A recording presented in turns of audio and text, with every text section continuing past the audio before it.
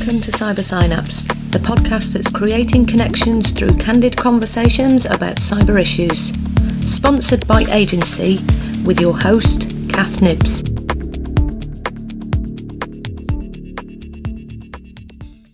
Welcome to Cybersynapse. Today I'm joined by Reza, and Reza is the co-founder of both CyberScanner and Salt Agency. CyberScanner is a continuous cyber risk monitoring and management cloud application which allows both small and large enterprises to easily monitor and manage their cybersecurity. With over 16 years' experience in software engineering, Reza has been involved in cybersecurity for almost 10 years. In the last 12 months, Reza and his team have been working on building CyberScanner to make cybersecurity more digestible and manageable for all businesses. So welcome to the podcast, Reza. First question, as I usually ask everybody else, why do you do what you do? It's my passion. I grew up as a 13-year-old starting a hosting business in the .com boom time, and business continued going well. And my dad took the credit card off me and he said, "You can't do that. Do your GCSEs." And from there on, I just continued learning and doing all sorts of stuff on cybersecurity and web development and engineering, really. So it's always been a passion. Yeah. So you are of the same kind of framework that I am and a few other people, where you get geek in inverted. Yeah. I'm a natural geek, nerd geek, whatever you want to call it. I don't mind that. I go around a little bit. So yeah. Yeah, I'm beginning to think I should have had that word somewhere in this podcast title, but anyway, we live and learn. So today we've said we're going to talk about small businesses, and is cybersecurity something they need to care about? If so, why? Well, of course they do, for many reasons. One is their own personal security, and then the other one is if you're a business, whatever the size, you're going to be affected by GDPR. I believe you're going to be releasing a podcast on that as well later on. So you will be affected by it, and if you're hacked, you need to tell ICO, and then from there onwards, then you're going to have issues by being fined and so on. So you need to be careful about your cybersecurity and making sure everything is patched. Yeah, we're not talking, well, actually, what we are talking nowadays is you need to have a burglar alarm, a gridded windows, CCTV, etc., so that you kind of feel protected. And this is the same for cyber-based. It is the same for cyber-based stuff. I mean, what people don't realize is they just go and, especially small businesses, they go and pay someone 500 quid to build something. And what they don't realize is because the industry is not very well regulated at the moment, people don't realize what they get in return.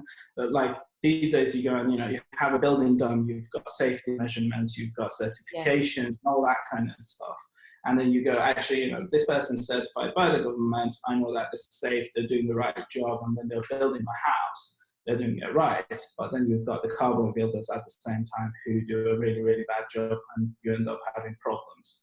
And this is the same thing when you're running a business online, whether you're a small or a large enterprise, you all face the same issues. Yeah.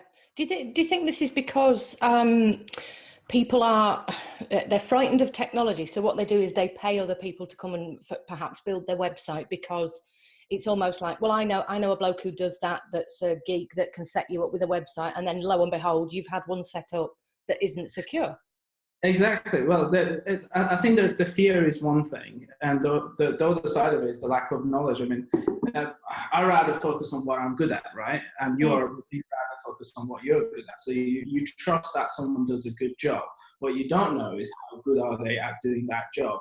And because the technology, whether we like it or not, it's not that old, and people are not that experienced, and you don't know how good someone is till you see what they have done before, and you see all their reviews and so on. So, but when it comes to cybersecurity, that's even a lot newer. I mean, people are only talking about cybersecurity in the last couple of years in a real manner, when people are more aware of it. It's been there for many years. I mean, we've had antiviruses, that's part of cybersecurity if you want to talk about that. But people really now focus on it in the last few years, and it's becoming, the awareness of it is becoming more and more. So that's that's the issue. Yeah. Yeah. What I'm thinking actually is Kaspersky or AVG isn't quite enough actually for obviously some of these small businesses, they might not even know what I'm talking about there. But what we are saying is antivirus software on your computer is not enough. No, it's not. It's definitely not enough. So you got to protect yourself in many manners. So when you run a business, you've got your antivirus on your computer.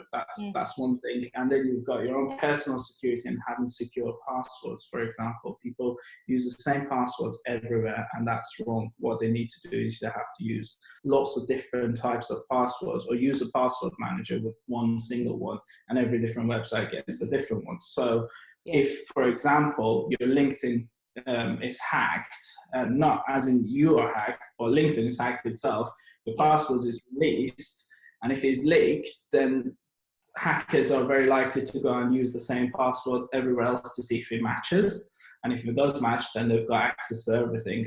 That's happened to me when I was 14, and all my passwords went out, and that was it. I lost a lot of things, and it's normal if you use the same password. You need to protect the website that you built, make sure it's patched, it's got the latest software on it, and don't put that behind and go, oh, it'll be fine. But what people don't realize is they go on like small platforms like WordPress or Magento, and they don't do the patches, and they leave them unupdated for many years. And what happens is they have malware installed on the software, which means they will steal their client information, and also probably their business is being used to do other things. So they're being used in that way as well. Yeah. I think we kind of just skimmed over the beginnings of that before we started this, didn't we? About actually how it's never just one layer of data that gets hacked. And obviously, I am going to say, don't write your passwords down in a book. Use, like you've said, use a password manager software. Yeah, I mean, if people don't know what password managers are, like search for something like LastPass or 1Password, and you'll see what they are, and you can go and learn about it. Essentially, what they do is they encrypt all your passwords in one location and use one single master password to get into them. It's almost like a safe. Yeah. I think Gary, who obviously both we know, who's been on one of the previous podcasts, this has been a joke between us that people have a password book that they tend to write down in, and actually that is quite truthful.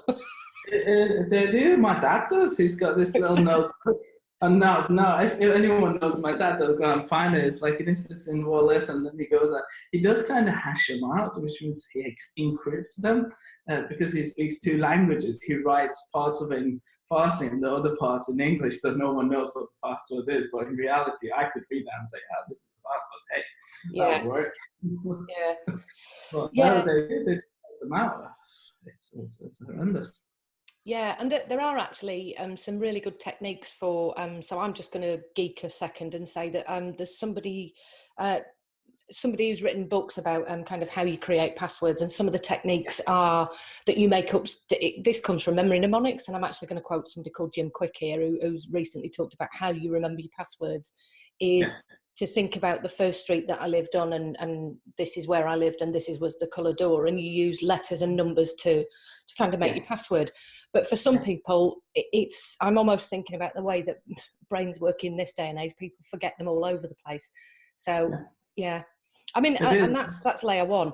Passwords. That's layer one. Get your password secure. I mean, one of the best ways I've been told that, and I've discovered that people remember exactly what you said.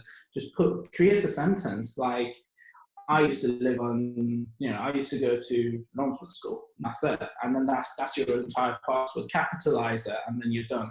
If you need some letters, then use a letter at the end or at the start of it, then you're actually making it. That's more secure than having, just a small name and number right after it. So that's the best way, and you will always remember it. So that's also just that. The next step would be to get your website behind what people call WAF, which is Web Application Firewalls. That's something a lot of people don't know about, and it's not very out there, but it will become more and more common for people to use. Just like you've got a hosting company, you'll have your WAF and DDoS protection company. So you pay a very, very small fee, in some cases no fee at all. For example, you've got the namings of Cloudflare or Encapsula, which you go behind and their systems, and then they'll protect you. So if you do not apply patches, so if you don't update your software, they tend to block what they know is vulnerable. Obviously, they won't block things that they don't know is vulnerable, but at least you have a safety measure there. It's like having the metal gate in front of your window. So that's the essential of it, and it will block all the known vulnerabilities. So I'm just thinking for small businesses, actually, they don't need to know all of these particular words like DDoS and how things can be hacked. What they need to know is, how do I protect my business? What do I need to put in place? And it needs somebody who can actually explain it, A, in pretty much simple terms. And I'm also hearing, B, not somebody who comes along who just waffles a load of letters and says, this is what you need. So, you know, that again, I'm kind of coming back to your point about cowboy IT people. What we need. I mean, I think what we really need is a government like system or platform that comes out and people can actually go and follow nicer step guidelines. What we don't have is we don't have that, and we don't have any guidance for small businesses. What we do have is just like a couple of certifications, but certifications do not protect you, and that's the reality of it. We need to have proper guides where the government actually sets out, where at least people can follow, especially small businesses. I mean, we're talking, by small businesses, we're not talking about someone who's a one person band or anything like that. We've got, I mean, I've seen companies, I am not kidding you, they make 5 million plus, and they come in and they were like, oh, I was fine on this website. And I'm like, so you paid someone £2,000 to build a website, you're making about £5 million, but you're not really protecting this. It's like, oh, I thought it'd be fine. It's like, yeah, no, you're not. You've lost a lot of data. If came GDPR time, you would have had to announce this, and then your revenue would have been completely tarnished, because government's going to fine you about 20% of that, and also you're losing trust with your clients as well, because it will get published publicly. Yeah, one of the things I'm kind of thinking about is, obviously I work in this field of counselling, psychotherapy, but also it's mental health services. So what I do see is a lot of the smaller businesses set themselves up, they get a Facebook page, and aren't quite aware that the Facebook page tends to be linked to their own personal Facebook page. And this is one of the things. So we're back to that password level, that actually people would be able to get hold of business data, personal data via Facebook.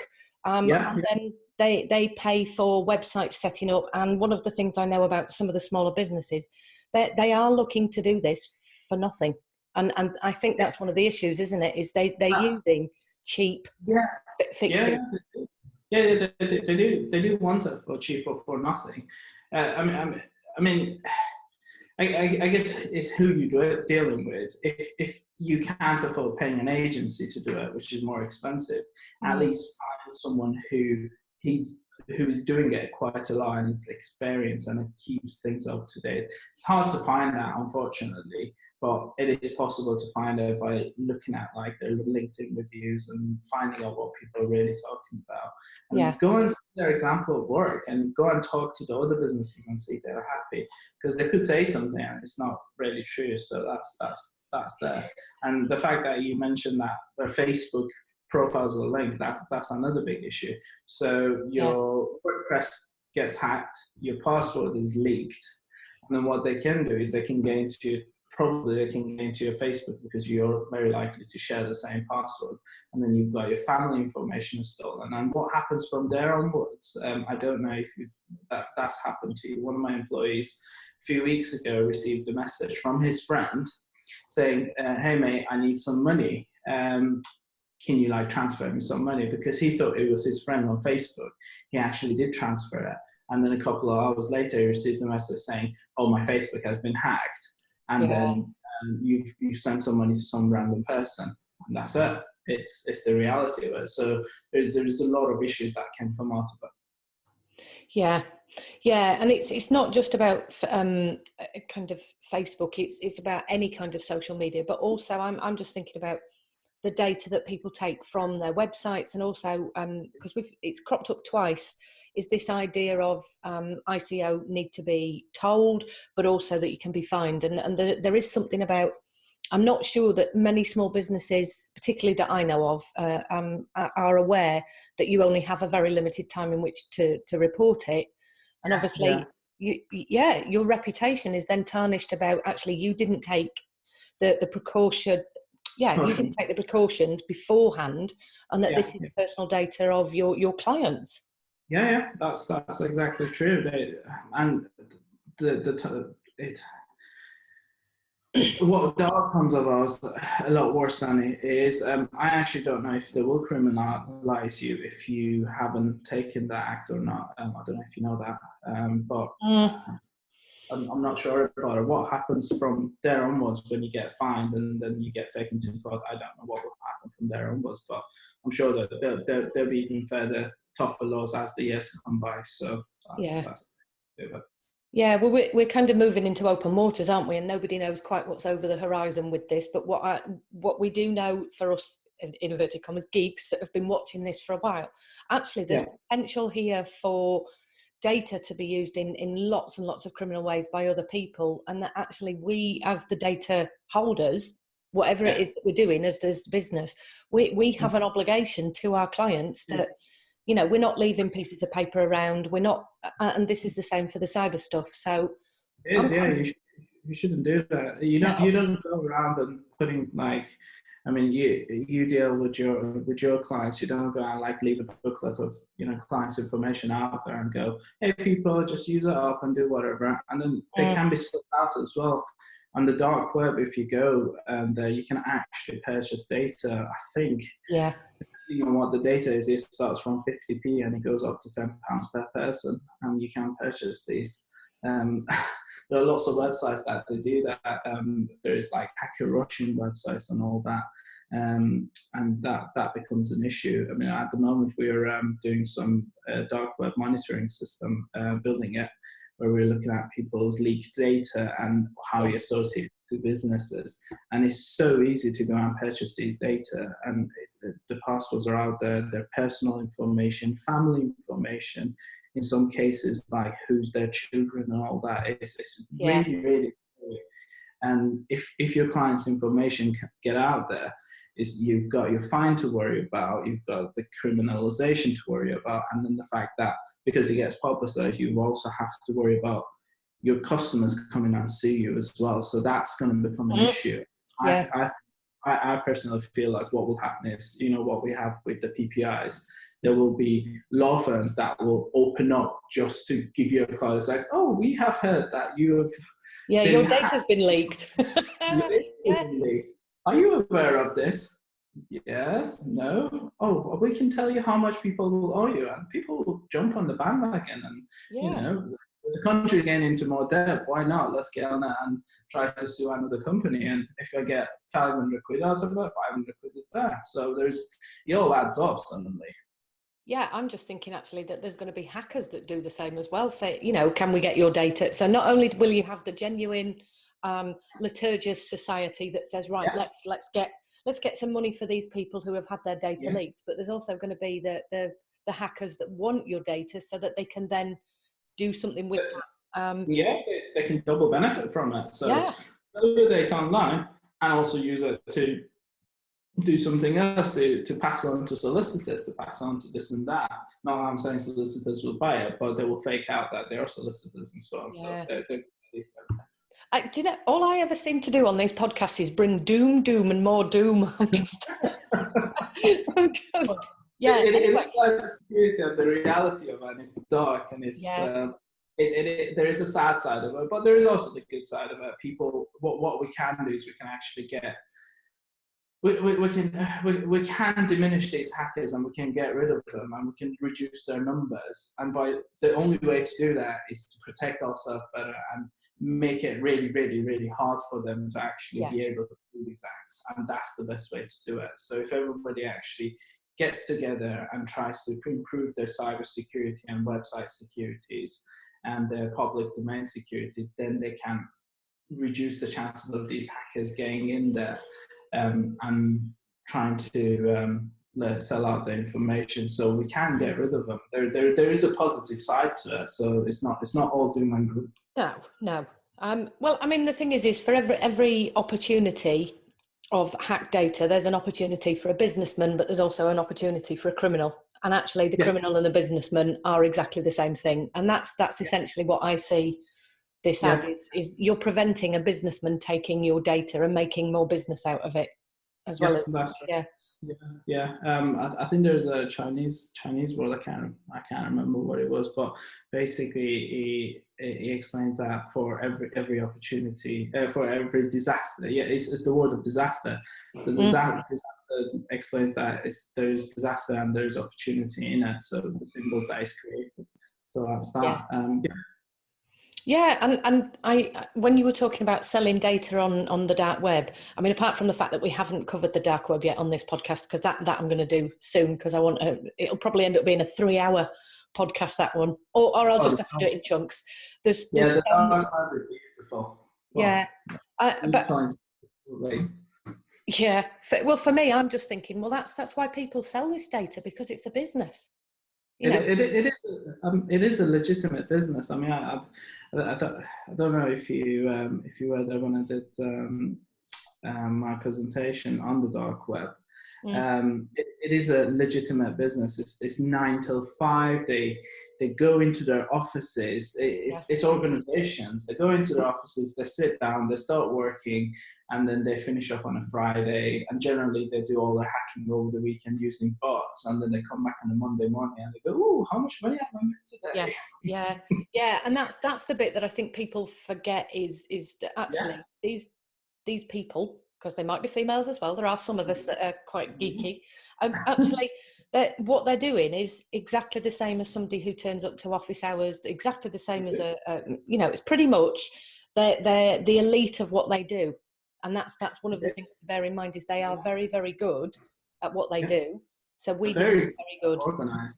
Yeah, they're very, very good. That's why they're quite successful, and that's why they get around with it quite well. I mean, currently we've got these cryptocurrencies that are coming out, and they're using that to even hide themselves even better, and hence why all the prices of these cryptocurrencies go up as well.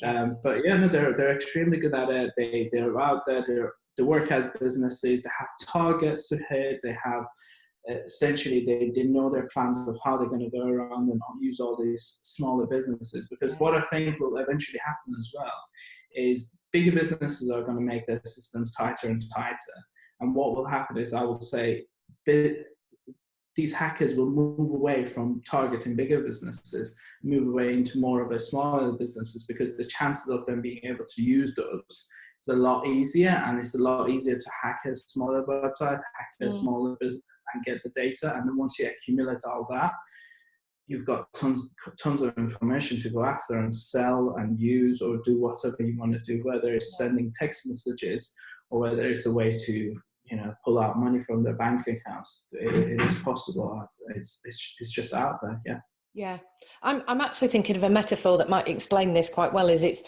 almost like the super duper deluxe cars that have all of the security on that prevents you breaking into them, versus a tiny little, I don't know, Ford Fiesta or Corsa sat on the corner street that you just need to hit the door with. Do you remember the tennis ball trick that people hit the cap? Well, actually, that's what I'm seeing, is this hierarchy of, well, let's just nick a smaller car.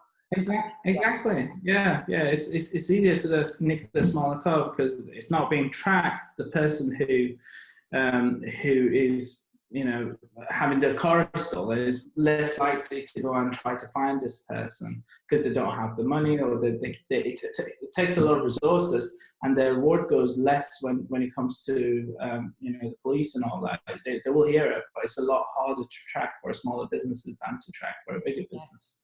So it's just the reality of it. Yeah. So what would you recommend that the small businesses and, small, medium businesses kind of do? Okay. So the recommendation list: make sure all your passwords are secure. you use long passwords, encrypted passwords, make them hard to read. Don't use them everywhere that you have. So don't use the same password on your email that you use on the website, so login details. Make sure you always keep your website secure by updating it. So if you're hosting, if your developer comes and says, you need to update this once every month and this is the fee, don't put it on the side, because once you do that, you're very likely to get hacked. And I'll give you a very good example of it in a large enterprise. NHS was hacked because they didn't update their systems, and they refused to pay updating fees. So that will happen. And if you don't do it, you are very likely to get hacked. And then finally, put your website behind a web application firewall. Talk to your developer and say, I want it behind a WAF. I want to have DDoS protection, and then you can protect yourself a lot better than normal. So that's the four simple steps. Okay, and I'm just thinking about, and would you be a person that people could come to for that kind of advice? And yeah, they can do. Yeah, they can get in touch with me.